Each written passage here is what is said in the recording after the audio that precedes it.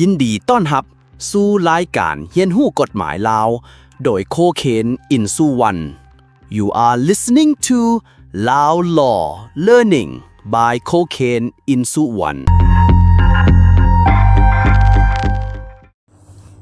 สบายดีพ่อแม่พี่น้องทั้งหลายยินดีต้อนรับเข้าสู่ช่อง YouTube โคเคนลาว Law Learning การเรียนรู้กฎหมายลาวเฮาในช่อง YouTube โคเคนเช่นเคยพบกันใน EP นี้ข้าพเจ้าจะได้หยิบยกเอาเนื้อในของประมวลกฎหมายแพ่งมาตราที่261เว้าถึงกรรมสิทธิ์และก็รูปแบบกรรมสิทธิ์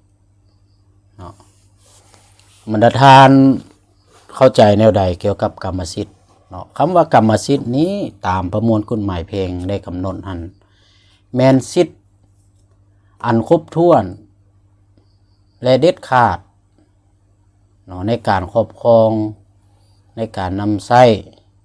ในการได้รับมรรคผลและชี้ขาดต่อกับ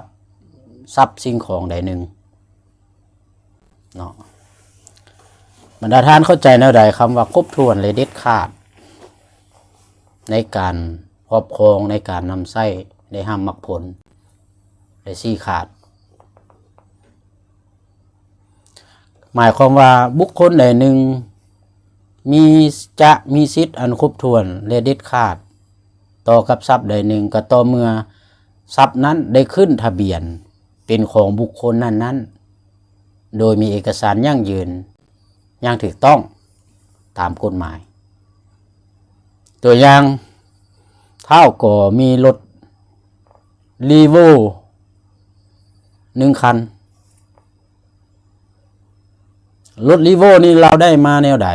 การได้มาของกรรมสิทธิ์ของรถนี้เราได้มาจากการซื้อขายบ่เรามีเงินแล้วเราไปซื้อเอารถนั้นมาอันนี้เป็นรูปการในการได้มาของเราเมื่อได้มาปุ๊บถ้าว่าเราได้ขึ้นทะเบียนออกซื้อของเท่าก่อแต่อย่างว่าซื้อของเราเป็นเท่าคำนี้บ่เท่าบุญแพงบ่บุญมีอย่างก็แล้วแต่เนาะทะเบียนกบลพบ่จวบ่เลขที่1015สมมติว่าออกซื้อเท่าคำนี้เลขจักรเลขถังอันนี้มันเป็นสิ่งที่อ้างอิงได้ว่ารถลีโวคันนี้เป็นกรรมสิทธิ์ของเท่าก่อและเท่าก่อมีสิทธิ์ต่อกับรถลีโวคันนี้ในการครอบครองนำใช้ได้รับมรรคผลและชี้ขาดเนาะข้าพเจ้าจะอธิบายต่อคำว่าการสิทธิ์อันที่หนึ่งเป็นสิทธิ์ในการครอบครอง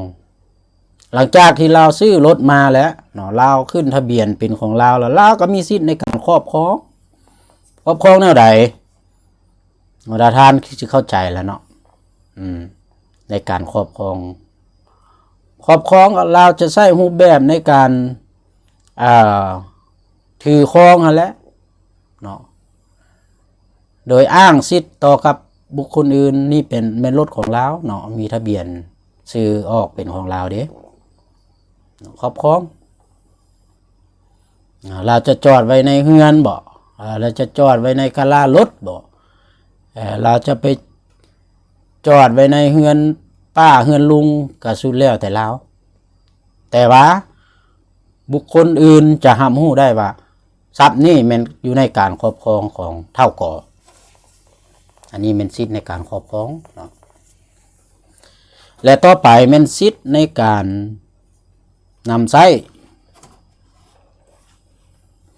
ในการนำใช้นี่ก็คือที่เข้าใจแล้วเนาะเท่าก่อนี่มีรถลีโวนี่เรามีสิทธิ์ในการนำใช้เราสิเอาไปเฮ็ดหยัง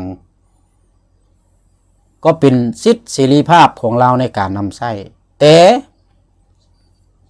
อิสระเสรีภาพของเราในการนำใช้นี้ จะบ่ไปแตะต้องถึงกรรมสิทธิ์ของบุคคลอื่นก็คือใช้อยู่ในกรอบที่กฎหมายกำหนดใช้อยู่ในกรอบที่มันถูกต้องหมายความว่าเนาะบ่แม่นว่าโอ้เรามีรถมีโก้แล้วเราจะขี่ไปขับต่ำผู้ใดก็สุดแล้วแต่ลามันบ่แม่นเนาะ เฮาก็ต้องเข้าใจว่าสิทธิ์ในการนำใช้ก็ใช้ให้มันถูกต้องตามกฎหมายอีเด้เนาะขี่รถก็ต้องขี่ให้มันถูกตามกฎจราจรเด้เห็นบ่รถไฟแดงก็ได้จอดไฟเขียวค่อยไปเนาะไปให้มันถูกทางจอดให้มันถูกบอนนี่นำใช้ให้มันถูกต้องตามกฎหมายบ่แม่นว่าอ้อยค่อยคิดในการนำใช้ค่อยอยากจอดอยู่ไสก็จอดค่อยอยากขี่พาไฟแดงไฟหยังก็สุดแล้วแต่ค่อยมันบ่แม่นเนาะต้องอยู่ในกรอบที่กฎหมายกำหนดสิทธิ์ในการครอบนำใช้เราจะเอาไปให้หมู่ยืมก็ได้เราจะเอาไปให้น้องชายเราบอกล่ามาการอันนี้เป็นสิทธิ์ของเราที่จะนำใช้เราใช้เองหรือให้คนอื่นใช้ก็เป็นสิทธิ์ของเราเนาะ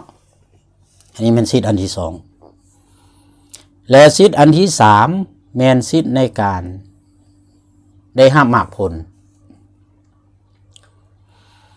ได้รับมรรคผลนี่หมายความว่า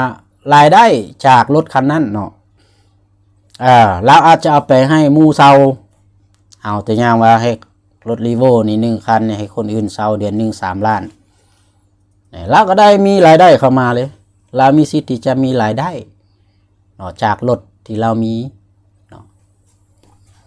หรือว่าเราจะเอาไปให้ไปแก่เครื่องมาขายจังซี่เนาะอันนี้ก็เป็นรายรับที่จากการเอาเครื่องมาขายเนาะหรือว่าเราจะเอาไปเข้าโครงการให้โครงการเอาไปเฮ็ดเวียกในโครงการแล้วก็ได้รับรายได้ที่จากโครงการเป็นเดือนเป็นปีอิงตามสัญญาเช่าของบริษัทใดหนึ่งอันนี้แม่นสิทธิ์ได้รับมรรคผลเนาะและสิทธิ์อันสุดท้ายนี้มันสำคัญเนาะแม่นสิทธิ์ชี้ขาดสิทธิ์ชี้ขาดเนาะบรรดาท่านเข้าใจในใดคำว่าชี้ขาดชี้ขาดนี่หมายความว่าเนาะอิสระในการตัดสินใจที่จะกระทำอันใดอันหนึ่งต่อกับทรัพย์ที่เป็นกรรมสิทธิ์ของตนเองเนาะตัวอย่างว่ารถนี่ถ้าเราอยากซี่ขาดเป็นเท่าใดเราอยากขายสมมติว่าเนาะเราอาจจะขายให้คนอื่นต่ออันนี้ก็เป็นการซี่ขาดเนาะหรือว่าเราบ่อยากขายเราจะทำลายเนาะเอาน้ำมันมาหวดไฟจูดทิ่มอันนี้ก็เป็นสิทธิ์ของเราบ่มีไผสิไปห้ามเราได้ว่าอย่าจูดได้อย่าจูดได้อันมันเป็นของเราดิซะเนี่ยเรามีสิทธิ์ที่จะซี่ขาดเนาะทรัพย์นะเนาะบ่มีไผห้ามเลยตำรวจก็เอาผิดบ่ได้เด้นะเราไปจอดอยู่ที่สถานที่ไกลจากชุมชนแล้วเราเอาน้ำมันหวดแล้วจูดเนาะจูดแล้วต้องเมียนซากรถพร้อมได้เนาะบ่แม่นจูดปะแล้วก็บ่ได้อีกได้ไปสร้างความเสียหายคนอื่นอีกอันนั้นก็เนาะแต่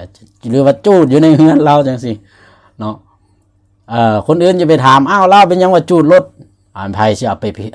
เอาผิดเราได้เป็นของเราเด้เราอยากจูดก็จูดอันนี้มันการชี้ขาดของเราเลยหรือเราอยากขายก็ขายเราอยากมอบให้